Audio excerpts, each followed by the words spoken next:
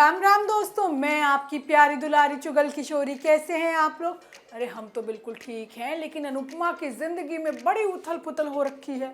लेकिन माया के तमाशे के बाद अनुपमा ने कठोर फैसला ले लिया है। तो वहीं ये रिश्ता क्या कहलाता है में अभिनव को अब अक्षरा और अभिमन्यु की नज़दीकियाँ खलने लगी हैं। वो महसूस कर रहा है कि कुछ तो है जो नज़रों के सामने है लेकिन गलत है।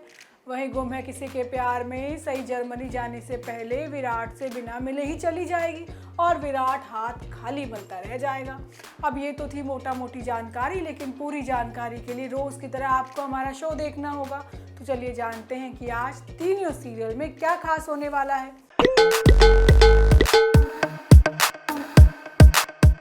अब अनुपमा में पाखी की एंट्री हो चुकी है और आते ही पाखी और डिम्पी में घमासान हो चुका है।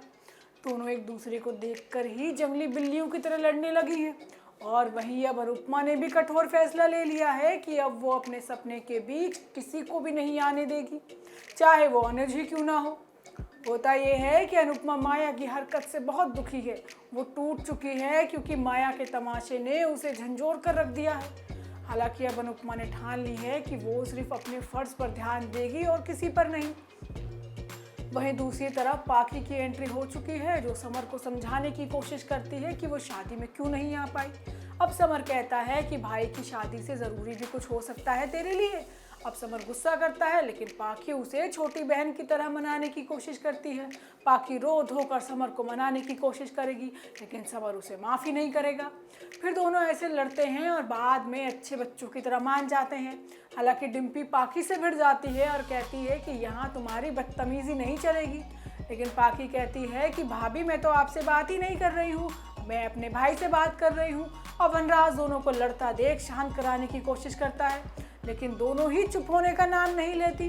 बा कहती है कि अब जैसी भी है डिम्पी इस घर की बहू है और अब उसके साथ कोई भी बदसलूकी नहीं होगी। बीच में बेचारा समर फंस गया है। डिम्पी समर को अपनी साइड लेने के लिए कहती है और पाखी उसे अपनी साइड लेने के लिए कहती है। हालांकि समर दोनों को लड़ता छोड़ देता है। मामला यहीं खत्म नहीं होता है। अब डिम्पी को चाहिए कमरा, वो भी बड़ा वाला, और वो पाखी का कमरा लेना चाहती है।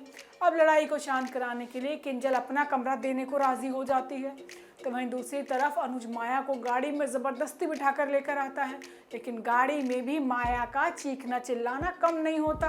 वो अनुज से कहती है कि अनुपमा हमेशा के लिए अमेरिका जा रही है, तो आप मुझे उसकी जगह क्यों नहीं दे देते?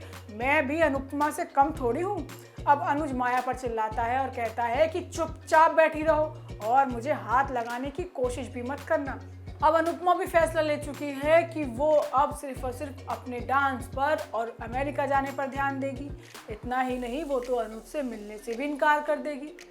वही ये रिश्ता क्या कहलाता है में अभिनव को लग रहा है कि वो बीच में आ रहा है, लेकिन उसे क्या पता कि अक्षरा अब भी उससे प्यार करने लगी है।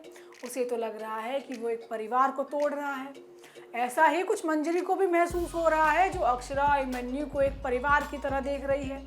लेकिन बेचारी आरोही का चेहरा देखकर चुप लगा जाती है। उधर एक मुस्कान है जो किसी को कुछ बताने को भी तैयार नहीं है और देव के जाल में और ज़्यादा फंसती जा रही है।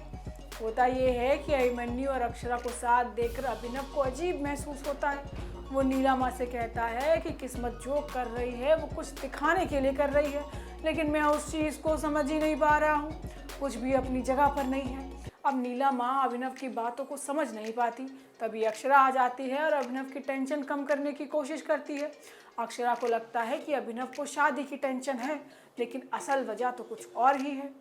दूसरी तरफ देव मुस्कान के साथ बदसलूकी करता है क्योंकि वो उसे सिर्फ 15,000 रुपये देती है।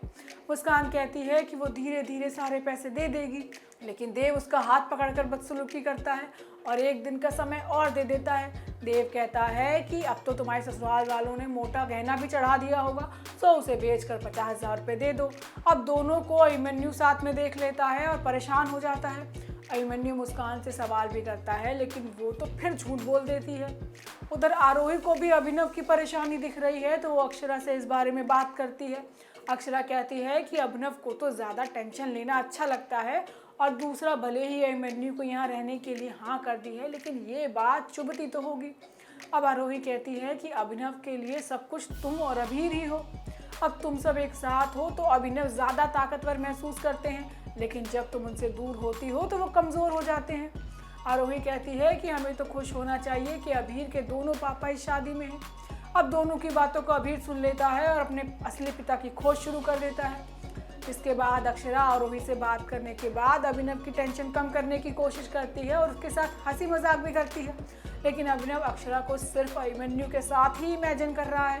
वहीं गुम्मे किसी के प्यार में सई जर्मनी जा रही है और जाने से पहले चौहान निवास में सबसे मिलकर जाना चाहती है। अब चौहान निवास में कदम रखने के बाद सई भावुक हो जाती है।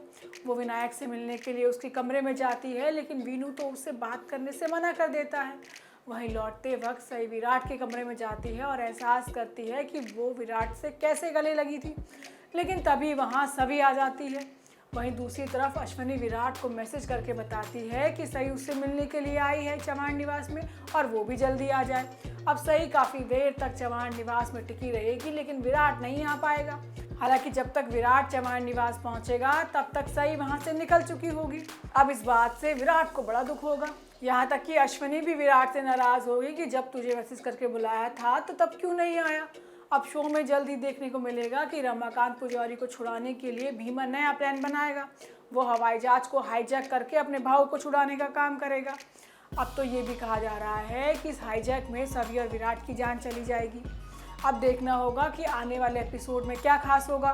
तो दोस्तों, ये तो थी आज के तीनों सीरियल की जानकारी। आपको हमारा शो कैसा लगा हमें लाइक कमेंट करके ज़रूर बताइएगा, और अगर आपने हमारे चैनल को सब्सक्राइब नहीं किया है ना तो याद से वो भी कर लीजिएगा। हम आपसे फिर मिलने आएंगे नई वीडियो के साथ। राम राम।